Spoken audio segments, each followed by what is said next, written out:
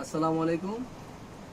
আমার পাশে যে বসে আছে ছোট ভাই ইমন, সে আগে রাস্তায় রাস্তায় ভিক্ষে করতো। মানে ভিক্ষে করাটা অনেক, আপনারা জানেন যে অনেক লজ্জাজনক একটা কাজ।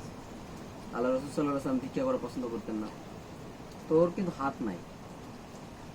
তো আমরা ওকে গাইড করলাম যে তুমি ভিক্ষে করো, অন্য কিছু করো। তো ও আলহামদুলিল্লাহ এখন ব্যবসা করতেছে। আপনারা এই যে দেখেন বাদাম বিক্রি করে, এইগুলা বিক্রি করতেছে, প্লাস ব্যবসাতে মনোযোগ দিতেছে। ওর হাত নাই, ওর কিন্তু ভিক্ষে করার মতো যে মানুষের ওর একমাত্র ভিক্ষে করতে পারবে। দেখেন ওর কিন্তু চলাফেরা করার মতো হাত নাই, অথচ সে ভিক্ষে করতেছে না। এর কাছে আমরা কি শিখলাম? তার যে উদ্বেগ, তার যে আকাঙ্ক্ষা, তার যে জায়গাতে দায়িত্ববোধ, মানে আমার এই জিনিসটা খুব ভালো লাগছে ওর কাছে। আবার ও খেলাধুলা করে বিদায় আমি আমার সম্রাট স্পোর্টসের পক্ষ থেকে ইমনকে একটা বল গিফট করলাম।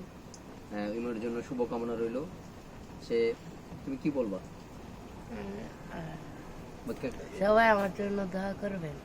অবশ্যই ইমনের জন্য সবাই দোয়া করবেন, যেন ইমন সুন্দর করে জীবন যাপন করতে পারে। আর যারা যারা আছেন, আপনারা সুস্থ সবল মানুষ আছেন, তার কাছে ব্যবসার খাতিরেও যাতে ওইগুলো, ওর পণ্যগুলো আপনারা কিনবেন। একটা বেশি টাকা, 10টা টাকা ও ইনকাম করতে পারবে, অথচ বিক্রির পরটা বাতিল করছে এই ব্যবসার খাতিরে। আলহামদুলিল্লাহ খুব খুশি হইলাম ইমনের প্রতি খুশি হয়ে আলহামদুলিল্লাহ আমি একটা বল গিফট করলাম। তো ইমনের জন্য শুভকামনা রইল। ঠিক আছে, বেস্ট অফ লাক।